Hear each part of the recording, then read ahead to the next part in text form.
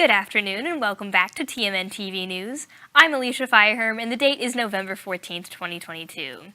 If you looked out your window this morning and didn't quite believe your eyes, you weren't the only one. Snow flurries began falling mid-morning in haze with little accumulation expected. It did make for a cold walk for students to class as the first snow of the season fell. We'll have a bit more in-depth look at the weather this week in a few minutes. Midterm elections were last week. As predicted, the race for governor in Kansas was close. It was still too close to call after the polls closed last week Tuesday. But on Wednesday morning, incumbent Laura Kelly was declared the winner over Republican challenger Derek Schmidt. According to the Kansas Secretary of State's office, 490,208 votes, or 49%, went to Kelly, while 470,243 votes, or 47%, went to Schmidt. Following her win, Kelly released a statement on Twitter saying, quote, "These next 4 years are about making sure Kansas lives up to its potential as the very best place in America to raise a family. These next 4 years are where the boundless optimisms of Kansans will be met with the boundless opportunities they deserve." End quote. Schmidt also took to Twitter afterwards, saying that while plenty of mail-in and provisional ballots still have to be counted, they would not be enough to close the gap. KWCH is currently reporting that an estimated 99% of all votes have been counted. In another close race, former Secretary of State and Republican Chris Kobach defeated Democrat Chris Mann for the Attorney General position. According to KWCH, Mann had a slight lead on Election Day after an estimated 70% of votes had been counted. However, after about 84% of votes were counted, the race was tied. Kobach then pulled away with the win by 2 percentage points. Another tight statewide race was the amendment that would give the legislature power to establish procedures for revoking rules and regulations put in place by the executive branch. According to the Secretary of State's website, the no votes led the yes votes 51 to 49%. Locally, Barb Wassinger was reelected to her seat in the Kansas House of Representatives, representing the 111th District. Wassinger defeated Democratic challenger Ed Hammond by a margin of 22 percentage points.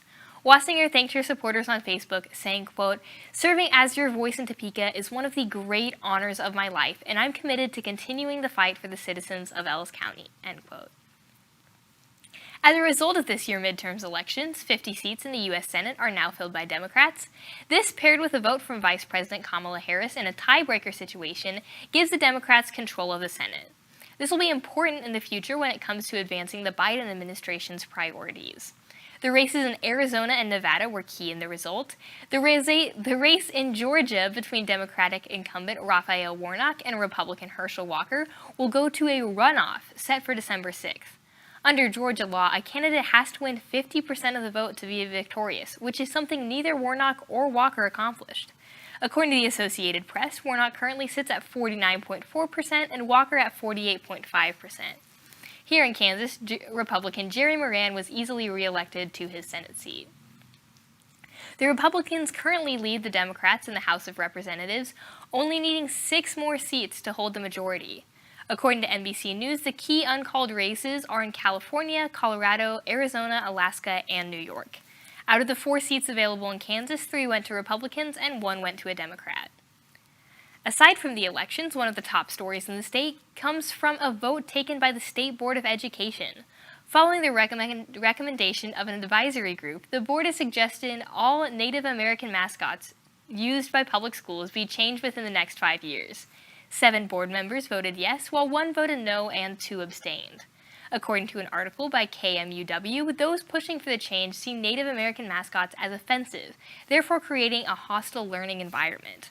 However, the board is simply suggesting a change happen, not making it official.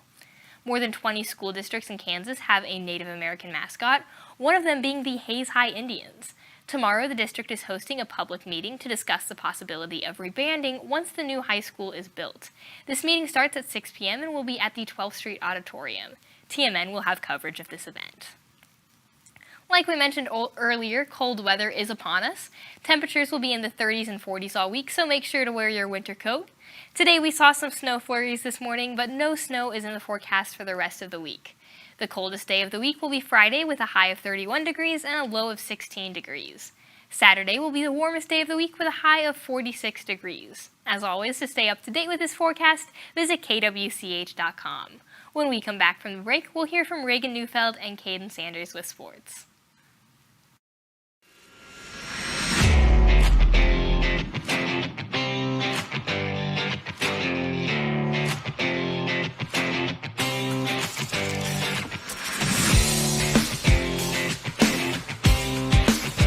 When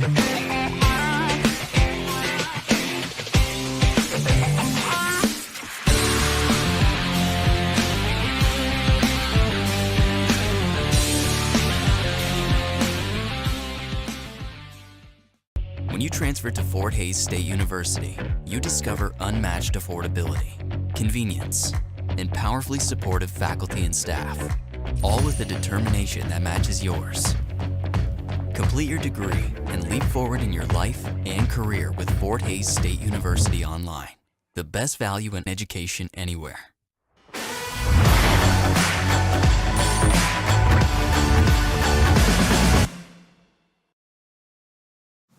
Welcome back. I'm Reagan Neufeld.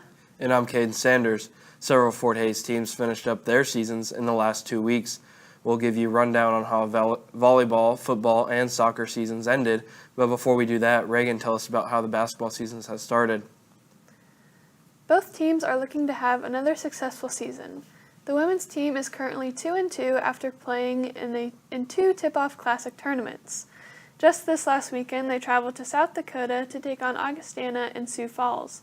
The Tigers came away from the weekend 1-1, losing to Augustana 62-59 and beating Sioux Falls 66-50. The women's team will play their next 5 games here in Hays, starting this Friday at 6 p.m. against the Minnesota State Mavericks. The men's team began their season this last weekend with the annual MIAA GAC Challenge. The Tigers first played Southwestern Oklahoma State, losing 59-56.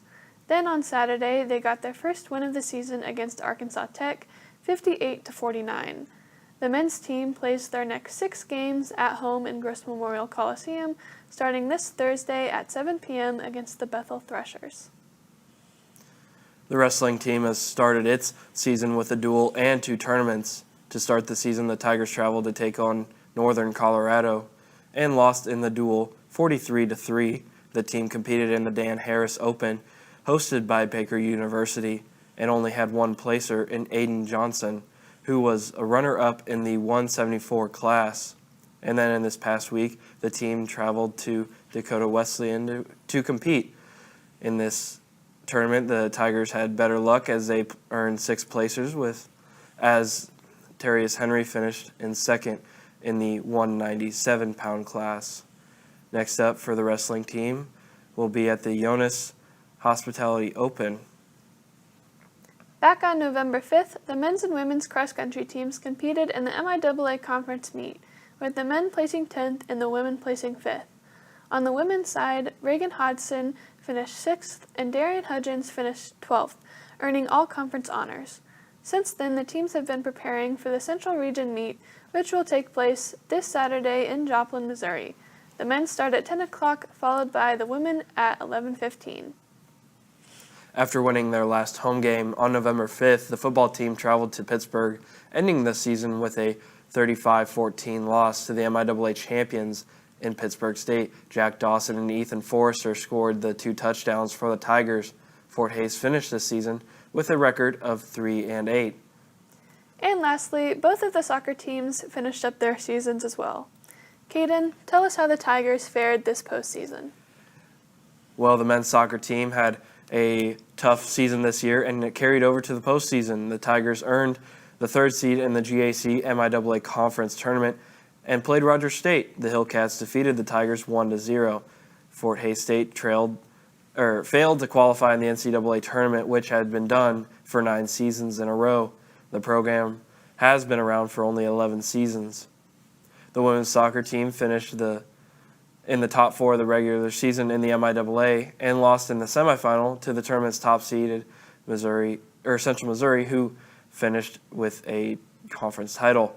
The Fort Hays State advanced to the Division II tourney, where they played rival Emporia State. The Hornets bounced the Tigers from the national tournament with a 5-1 victory. Emporia State then beat Central Missouri and will play Bemidji State for the regional championship. That wraps up this week's sports update. You can find updates on all Fort Hays athletics throughout the week on TigerMediaNet.com. After this quick break, Alicia will be back with some local news. But before we go, here's a look at this week's athletic schedule.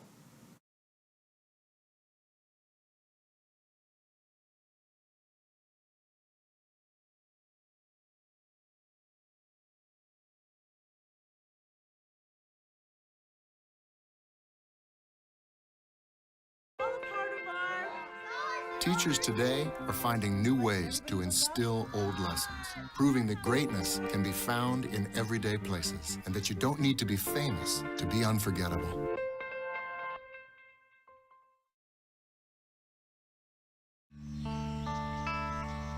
This is the moment I knew. His future had no boundaries. There are some moments only the forest can inspire. Find yours at discovertheforest.org.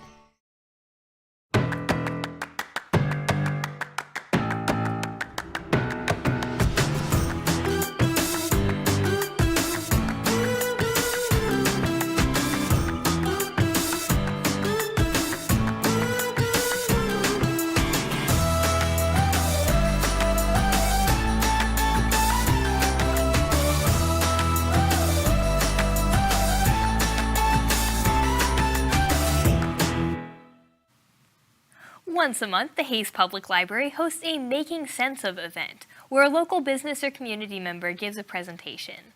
Not only are these events educational, but they help create a sense of community. Since the series started in January, attendees have learned about ceramics, mushrooms, gardening, and more. This month's event will feature Sternberg Museum of Natural History for Making Sense of Dinosaurs. This is happening tomorrow evening at 5:30 in the Schmidt Community Commons of the library. Here on campus, Forsyth Library is partnering with the Gender and Sexuality Alliance for a Rainbow Read-In.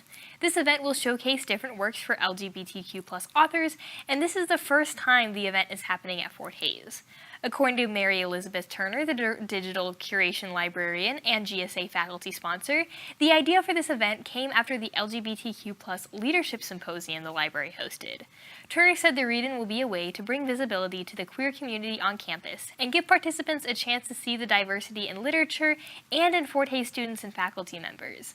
The read-in will take place from 11 a.m. to 1 p.m. on the 17th in the library. Participants will also have the option to join via Zoom and should sign up through the event's TigerLink page.